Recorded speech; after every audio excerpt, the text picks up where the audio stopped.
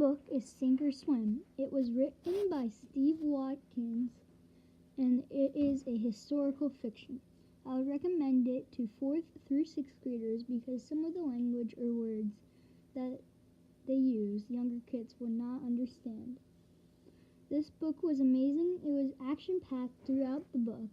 My connection or favorite part was how he wanted to do something about the war instead of just waiting for his brother to get better.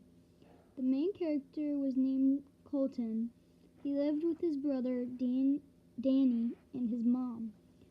He was one day fishing with his brother when a U-boat came and got caught in their nets.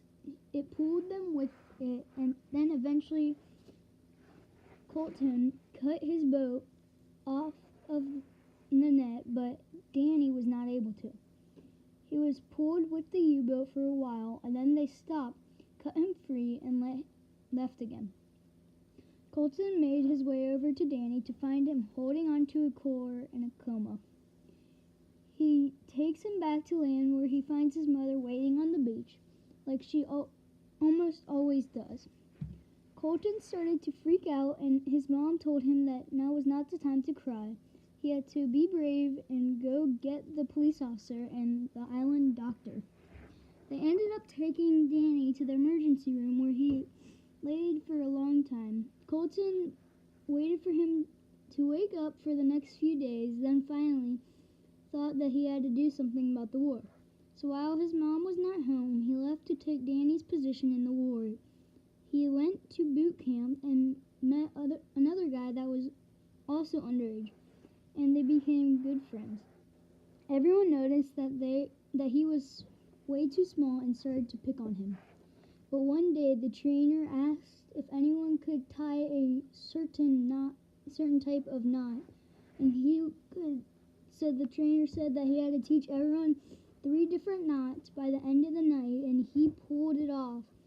And the trainer was impressed and said that he could choose any position when he went off to the war, and he said subchaser because his brother Colton had been put into a coma by one. Later on, they graduated from boot camp and went, but that was not the only one that they saw on their trip. He met up with many others throughout the time that he was in the Navy. After a while, they switched their routes to go to Britain to deliver goods for the war, and they ran into many U-boats. And there was one that they sunk, but when the crew came out, there were still some down below that blew up the U-boat and also blew up the PC that they were on. Only half the crew survived, but Woody was not one of them. Do you think they will survive, or do you think that they were going to die out on the ocean? You will have to read Sink or Swim to find out.